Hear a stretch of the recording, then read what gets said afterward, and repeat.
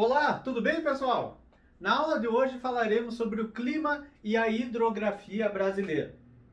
Então vamos lá. Aula de número 13, apostila 7, Geografia A.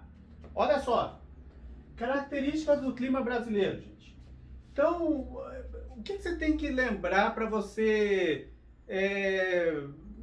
saber um pouco das características gerais do nosso clima aqui do Brasil? Primeiro, a localização do Brasil.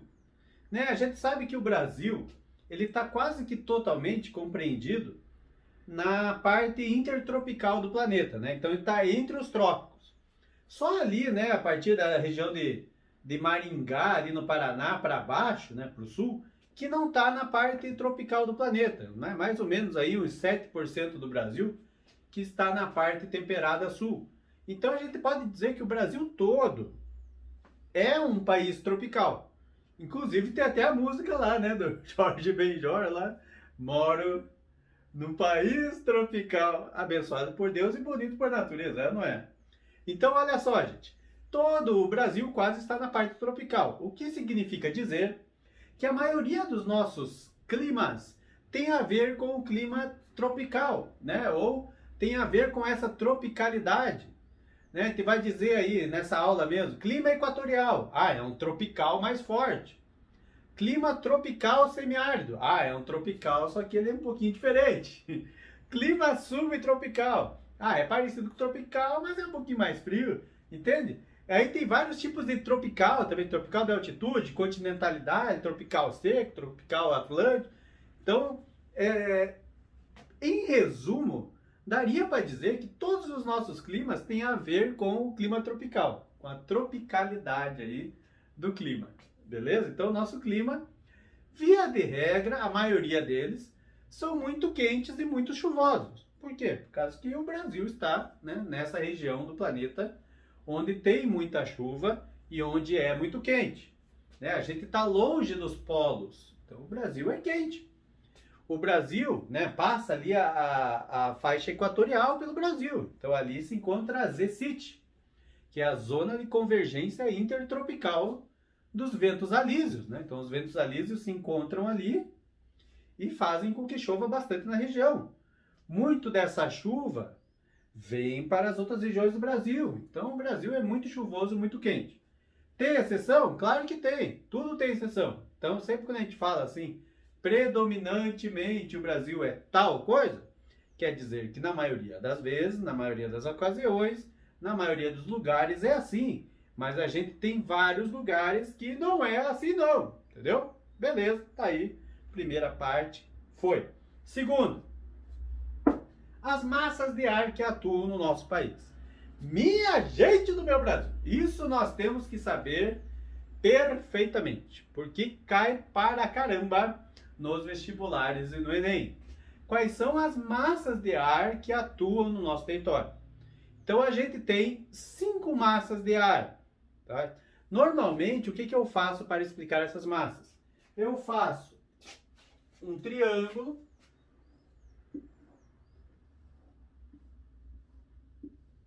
Esse triângulo representa o Brasil. Aqui a região sul, sudeste, centro-oeste, nordeste e norte.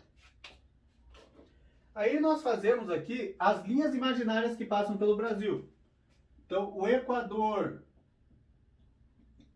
ele passa ali na região norte, né? Por 4 estados ali. Amazonas, Roraima, Pará e Amapá. E daí nós temos aqui também o trópico de Capricórnio. O trópico de Capricórnio passa por 3 estados brasileiros: Mato Grosso do Sul, Paraná e São Paulo.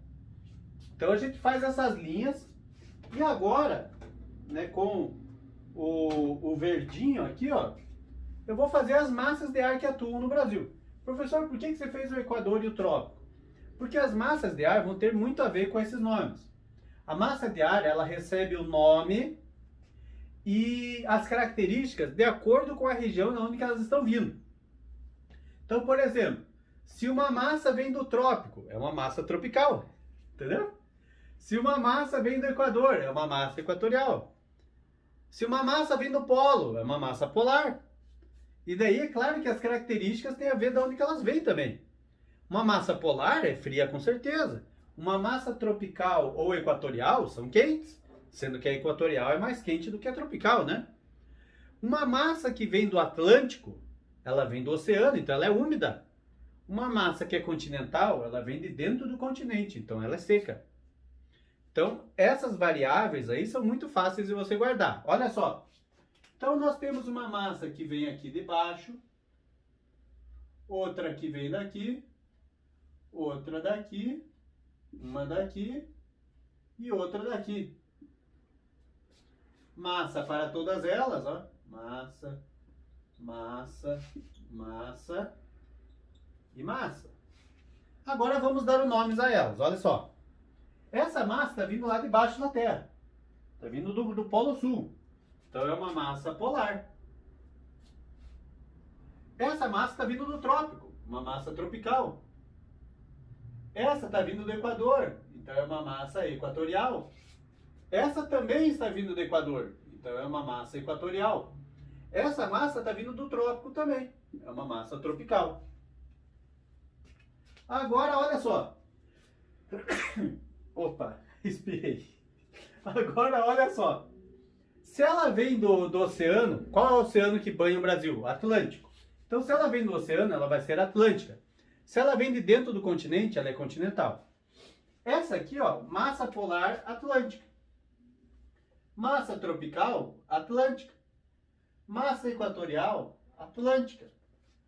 Massa equatorial, continental. Massa tropical, continental. Por quê? Porque essa está vindo de dentro do continente. Como assim continente, professor? Cadê o continente aí? Aqui é o Brasil. Gente, o Brasil não é uma ilha, né? A gente tem água desse lado aqui do Brasil, o Oceano Atlântico. Por causa que desse lado aqui continua, né, a América do Sul. Aqui é a América do Sul, né, gente? Então, claro que não dá para dizer que tudo é Brasil, né? Ok? Beleza. Agora características. Massa polar atlântica é fria, né? Todas as outras massas que atuam no Brasil são quentes. A única fria é a massa polar. E ela é uma massa polar úmida, né? É claro que elas mudam as características. Essas massas, elas mudam as características de acordo com a estação. Tipo, no verão, no inverno, ela dá uma mudada. Agora, se você lembrar exatamente como eu estou te dizendo, você acerta os exercícios numa prova. Massa polar atlântica, fria e úmida. Pronto. Fria por quê? Polar. Úmida porque é atlântica. Acertou todos os exercícios. Massa tropical atlântica, quente e úmida. Massa equatorial atlântica, quente e úmida. Massa tropical continental, quente e sede seca. Olha aí, então essa massa é seca, gente. Seca. Inclusive, preciso tomar um copo d'água também aqui. Copo não, o que é isso? Um gole. Então essa aqui é massa tropical continental, ela é seca. E agora, pasmem vocês, nós temos uma exceção mundial no Brasil. A massa equatorial continental, MEC, opa, olha o MEC aí. Essa aí é uma massa quente, porque está no Equador, só que esse C aqui não é de seca daí. A massa equatorial continental é úmida. E por que ela é úmida? É só você pensar nas outras massas. Olha só. Por que essas três massas aqui são úmidas? Porque elas passam por uma região com muita água. Ora, como assim? Que região que tem muita água aqui? O Oceano Atlântico, né, gente? O Oceano Atlântico está tudo aqui. Então, essa massa ela passa pelo Oceano Atlântico, absorve a umidade e daí vem chover no Brasil. Então é úmida. Essa aqui, ela passa pelo continente aqui, ó. Aqui não tem umidade tanto, então ela vai continuar seca. Agora a massa equatorial continental, ela passa por uma região muito úmida. Que região muito úmida ela passa? Opa, tá aqui, ó. Que rio é esse aqui?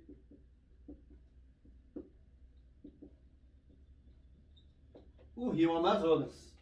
Então, o Rio Amazonas, gente, ele é o maior rio do mundo, em volume e em comprimento.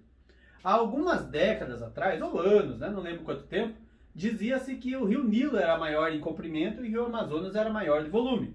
Hoje em dia, depois de várias outras medições, né, resolveram ali, acharam, né, a verdadeira nascente do Rio Amazonas. Então, o Rio Amazonas ele é maior, né, maior e mais volume de água. O Rio Amazonas tem tanta água, que ele faz essa massa equatorial aqui absorver essa água e levar para o Brasil todo. É claro que é mais para a região do Sudeste, ali do Centro-Oeste, mas ela leva para o Brasil. Inclusive o nome disso é rios voadores. Né? Toda essa quantidade de água que a massa equatorial continental leva para o Brasil ali, a gente chama de massa, quer dizer, a gente chama de rios voadores. Né? São verdadeiros rios voadores aí que vem daqui para cá. Beleza? Então essa aqui é úmida, mesmo sendo continental. Fator aí muito importante para as provas e que é, né, assim, uma curiosidade no mundo todo, né? Essa massa, bem, as outras massas a gente já falou mais ou menos o que ela, as características dela, né? Agora o que você tem que lembrar, né? Principalmente essa aqui então, que tem aquele fator que eu acabei de falar, e essa daqui, ó. Por que essa aqui? Primeiro que ela é a única fria. Segundo, que quando ela vem forte, mais forte mesmo, forte pra caramba, ela atravessa o sul do Brasil e que vai até a região norte. Isso é um fenômeno, não acontece, não acontece sempre, gente. Por se tratar de um fenômeno, tem até nome. É o fenômeno da friagem. Então, quando essa massa polar ela consegue atingir a região amazônica, as temperaturas despencam. As temperaturas chegam a incríveis 16, 17 graus ali, né? Então, meu Deus do céu, o índio fica com vergonha da Índia, fala, oh meu Deus do céu, o que aconteceu aqui? Né? O índio põe cirola, meu Deus do céu, fica uma friaca desgraçada para eles lá, né? 17 graus, 16 graus, para nós aqui nós estamos de bermuda e regata. Ok? Então esse aí é o fenômeno da friagem. Continuando, os tipos de clima do Brasil. Vamos lá? Vamos falar os tipos de clima do Brasil? Vamos lá. Na região norte, que tipo de clima que nós temos ali? O clima equatorial. Como que é o clima equatorial? É um clima que tem elevadas médias térmicas e elevadas médias pluviométricas. Ou seja, chove bastante e faz muito calor. O clima é abafado. O tempo lá é de um jeito, gente, que parece que você está no Inter 2 com as janelas fechadas no dia de chuva, você tá ligado? Você fica melado, velho. Então, o negócio é bem complicado mesmo lá. O pessoal é acostumado e tal. Mas eu conheço pessoas que vieram de lá para cá e me relataram isso, né? Falaram, meu Deus do céu, é muito abafado, melado, úmido, assim, é um negócio meio estranho lá, o clima equatorial. Amplitudes térmicas baixas, né? O que é amplitude térmica? A diferença da maior para a menor temperatura. Então, ela é baixa, porque a maior parece com a menor, entende? Não é tanta diferença. Quantas estações do ano tem no clima equatorial? Uma só, é só verão. Nossa, professor, só tem dezembro e janeiro lá? Claro que não, cara. Na verdade tem todos os meses, mas como é quente todos os meses, então não se evidencia assim uma mudança de estação tão real como acontece no sul do Brasil, por exemplo. Ok? Beleza. Vamos lá. Quanto mais ou menos que chove ali? Em torno de 2.300, 2.400, 2.600 milímetros de chuva. Isso é chuva pra caramba. Para você ter uma ideia, as regiões desérticas, né, são chuvas abaixo de uns 300 milímetros, né, 200 e poucos milímetros. Então, ali chove para danar. Na região Nordeste, que tipo de clima que tem? Depende. Você sabe que o Nordeste ele é subdividido. A parte litoral do Nordeste tem ali o clima tropical úmido, ou clima tropical atlântico. É um clima tropical, então tem duas estações, né? A estação do verão e do inverno. Chove mais no verão do que no inverno. E ali é a presença de um clima tropical pouco mais úmido, né? Chove mais, né? Chove muito mais do que os outros tropicais. Saindo um pouco do litoral do Nordeste, você chega ali na parte do sertão, né? O sertão nordestino, ele tem o clima tropical semiárido. Veja que eu estou falando semiárido, não árido. Árido é deserto. Então nós não temos climas deserto no Brasil, gente. Não tem. Tem semideserto, quase um deserto. Então ali o clima é um clima bem seco e quente, né? Então ali as chuvas são ali na ordem mais ou menos de uns 600 milímetros de chuva, 500, depende do ano. Agora, se você vir mais para oeste ainda, né? Você tem a região do Nordeste ali que se chama meio norte. Ali já vai ser a presença do clima equatorial, como a gente falou anteriormente. Sudeste. Opa! No Sudeste o clima é tropical. Então, no Sudeste o clima é tropical, gente. Isso aí. Então, tropical típico. O que seria isso? É o tropical ali, onde chove muito mais no verão do que no inverno. Onde que você repara isso? Nos jornais nacionais aí, Jornal do Meio-Dia, Jornal da Tarde, nos jornais da televisão. Como assim, professor? Começo de ano, você liga a TV e lá vai estar uma notícia de deslizamento de terra. Os deslizamentos de terra no Brasil acontecem sempre ali no começo do ano. Por quê? Porque é verão, janeiro, mês das chuvas.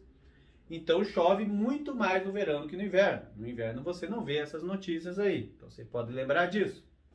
Existem outros tipos de tropical ali na região sudeste também.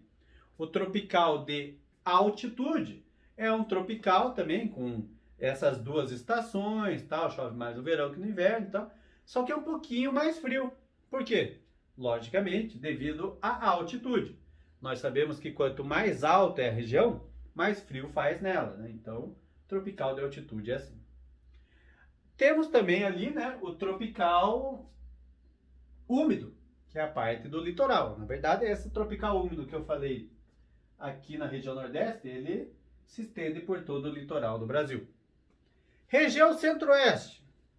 Então, na região Centro-Oeste, o clima ele é tropical continental, ou um clima tropical seco. O que significa que chove bem menos do que os outros tropicais. Claro que chove mais do que o semiárido, né? Mas ele chove menos do que o tropical típico, o tropical da altitude, tropical úmido. Chove menos por causa da atuação dessa massa aqui, né? Massa tropical continental que é seca. Então, por isso, gente, que aqui aquela região do Pantanal é uma região que faz seca mesmo, né? Tem o período de seca e o período de chuvas. O período de seca faz até com que o rio Paraguai, que passa por ali, ele não transborde, deixa o Pantanal bem úmido daquele jeito que a gente conhece, né? Então, o que aconteceu nesses últimos anos aí no Brasil? Ali, como já é seco, é propício para que ocorram incêndios. Então, sempre ocorrem incêndios ali. Acontece que, com o devastamento da Amazônia, que vai aumentando a cada ano, as árvores fazem com que a umidade se prenda no ar aqui, e essa umidade que vem para o resto do Brasil, através dos rios voadores. Quanto mais desmata a Amazônia, menos cheios, vamos assim dizer, estão os rios amazônicos, os rios voadores. E aí vem menos água para cá. Então, o que aliviaria ali, né, a região do Centro-Oeste acaba não aliviando. Então, acaba tendo períodos maiores de estiagem. Na região sul do Brasil, nós temos o clima subtropical. Agora, cuidado! Claro que nós vamos ter aí mais para frente uma aula somente sobre o Paraná. Então, na aula sobre o Paraná, vai ser falado ali direitinho, né? Você que vai fazer o vestibular da Federal do Paraná, você precisa saber do Paraná em especial. O Paraná, ele pode ser subdividido também, né?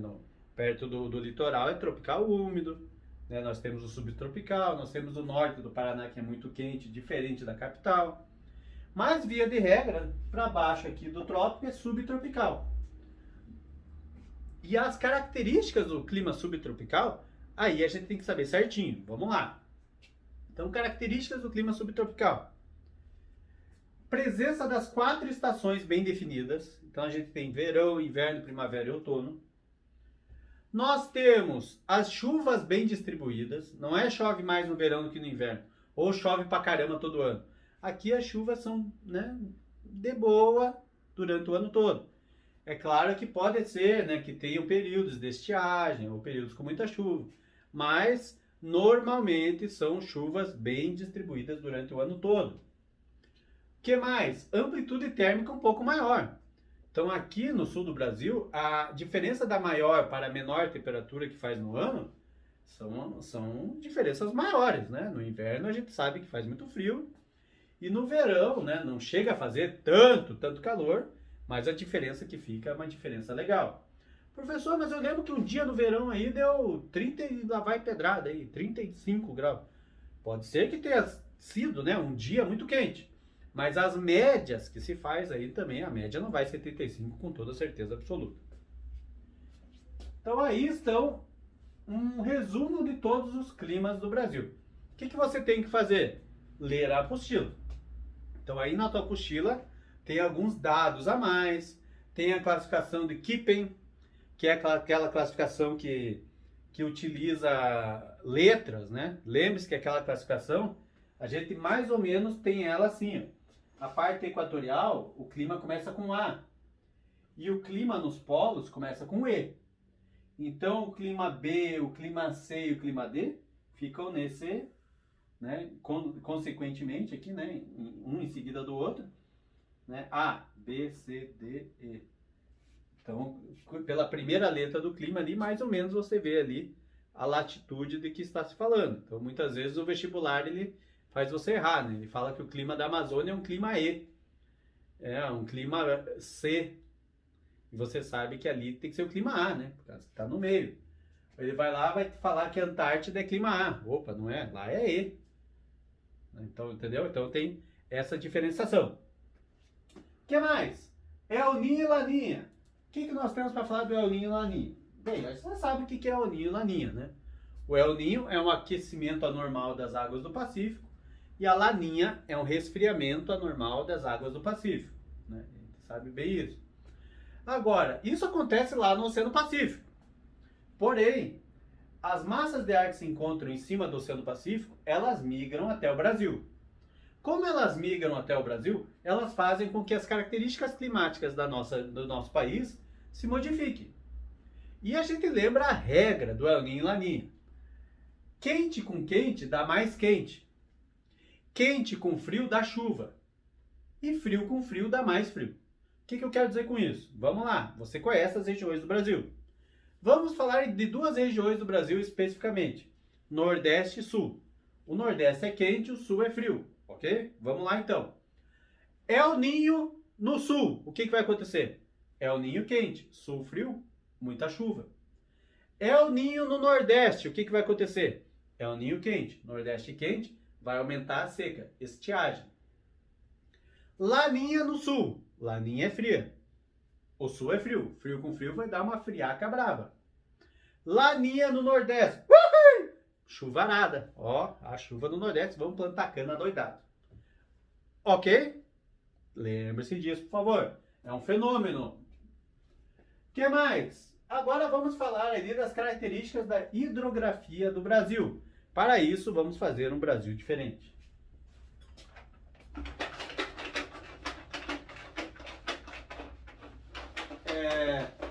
Tem cargas de caneta nesse apagador. Então, por isso que tá fazendo esses barulhos aí, gente. Mas não liga não, hein? Não liga não. Logo, logo acaba o barulho e você pode curtir uma aula de boa. Tira o fone do ouvido essa hora, né? Aê, beleza. Aí, professor, você deixou só o Oceano Atlântico? Deixei. Então vamos fazer o Brasil novamente agora aqui. Olha lá. Faz as linhas de novo, faço.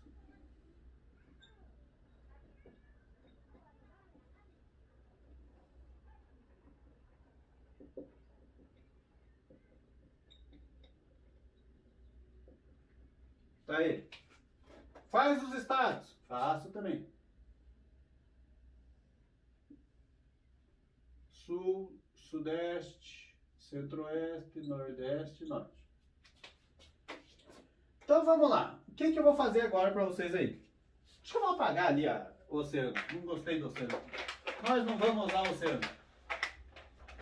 Então, primeiramente, características da hidrografia brasileira. Então, lembrar, por favor, pessoal, isso aí está na página... Está aqui na página 4. Na página 4 está escrito lá, hidrografia brasileira. Então, olha as características, gente. Essa parte aqui, ó. Essa é bacana, essa aqui é uma parte importante, hein? Riqueza em rios. Então, o Brasil é um país que tem muitos rios. Então, uma riqueza em rios. Pobreza em formações lacustres. Então, tem poucos lagos. Então, muitos rios, poucos lagos. A gente tem lagos ali no Rio Grande do Sul, né? O Lagoa dos Patos, Lagoa Mirim. A maior parte dos lagos que você vê no Brasil são lagos artificiais. Nós temos mais rio de planalto do que rio de planície. Então, o Brasil, você sabe, quando você estuda o relevo brasileiro, a gente sabe que tem mais planalto que planície. Então, os rios também. Tem rios mais de planalto do que de planície. O que mais aqui? A maior parte das nossas bacias hidrográficas, né, dos nossos conjuntos de rios, elas são exorreicas. O que quer dizer isso? Os rios desaguam no oceano. Aí você fala, não, mas peraí, pessoal, o Rio Iguaçu, que nasce em Curitiba, ele corre para esse lado aqui, né? Aí ele não deságua no oceano, ele deságua... ele deságua no meio da América do Sul, talvez? Não. Ele deságua depois lá com o Rio Paraná, né? Na bacia do Prata, né? No Rio do Prata, e depois deságua no Oceano Atlântico. Viu? Então, a maior parte das nossas bacias, elas desaguam no oceano. Predomínio de rios perenes. Então, a maior parte dos nossos rios aqui no Brasil são perenes. O que quer dizer perene? Perene é que não seca. Intermitente é aquele rio que vai e volta. Então, você pode até falar para o garoto dos seus sonhos, para a garota dos seus sonhos, assim. Né? Quando você está naquele termina, não termina do namoro, né? E você não quer terminar, você pode falar assim, apesar da intermitência do nosso relacionamento, eu acredito na perenidade da nossa relação, da nossa felicidade. Né?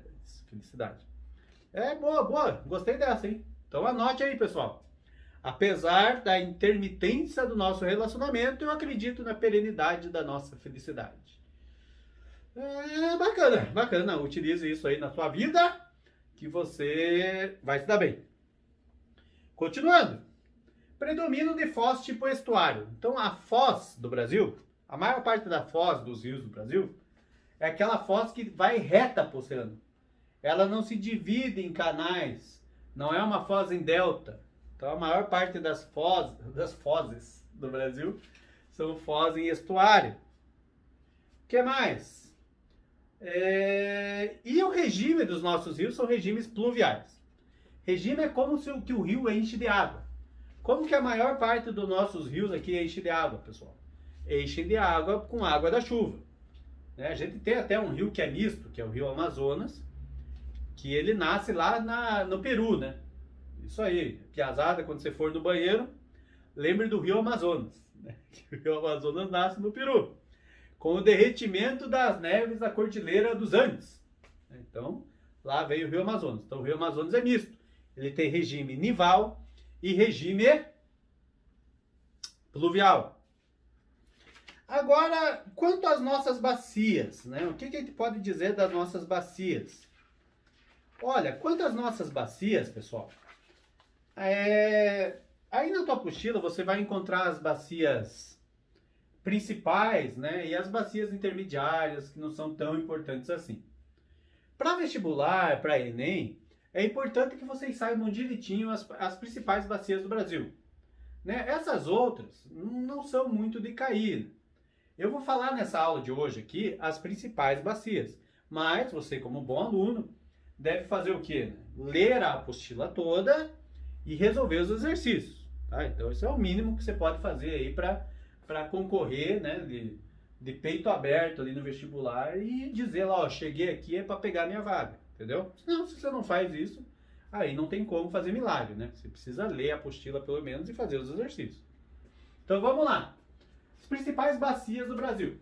Então aqui, ó, nós temos a bacia amazônica. Então ali tem a bacia amazônica. Qual que é o principal rio da bacia amazônica? Ô louco, né? O rio Amazonas, com 50 metros de profundidade. Então veja, eu tenho aproximadamente 2 metros de altura, né? 2 metros de altura. Então o rio Amazonas seria 25 metros de profundidade. É muita coisa, pessoal. Então é muita água, né? Esse rio Amazonas, ele é um rio que ele nasce lá no Peru, como a gente falou, né? Ele nasce da confluência de 2 rios, e bate a mão, e bate o pé. Rio Negro e Rio Solimões, né? Que se juntam lá, aí daí acabam formando. É a bacia de maior potencial hidráulico, gente. E é a bacia ali que é muito discutível, né? Porque que fazem hidrelétrica aqui se alaga grandes partes ali da floresta, então é algo muito polêmico. O que mais? Aqui, ó, nós temos a bacia do São Francisco. Essa bacia do São Francisco, ela é muito conhecida por causa do Rio São Francisco, né? Que é o Rio Nilo brasileiro, passa pelo sertão e não seca, né? Não é um rio intermitente como os outros rios são ali da região. É um rio, é uma bacia que converso muito sobre ela, devido à transposição do Rio São Francisco.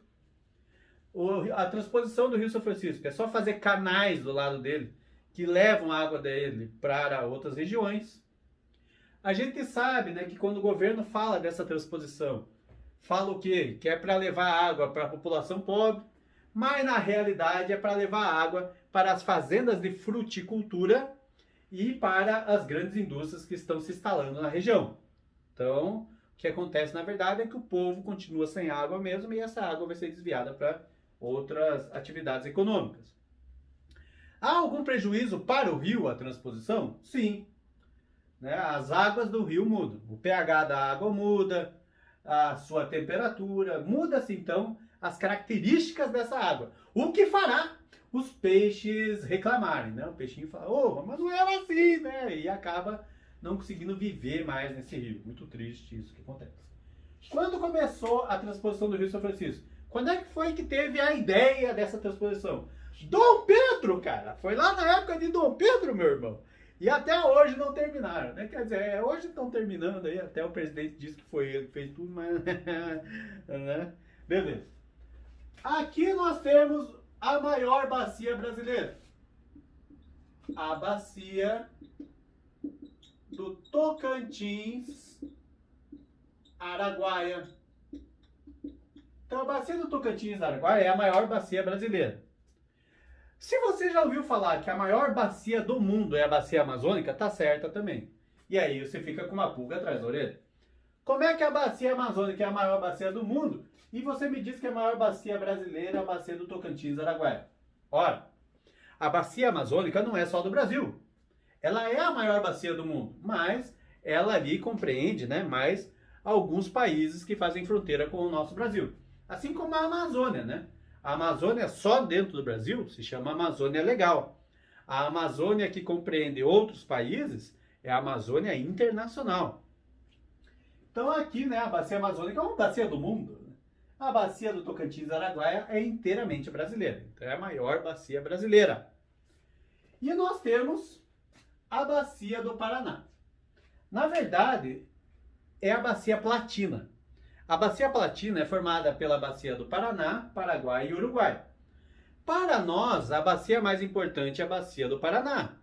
Ora, a bacia do Paraguai, o que a gente pode falar? Ah, é o rio lá que quando enche, o Pantanal fica mais cheio lá e favorece o turismo.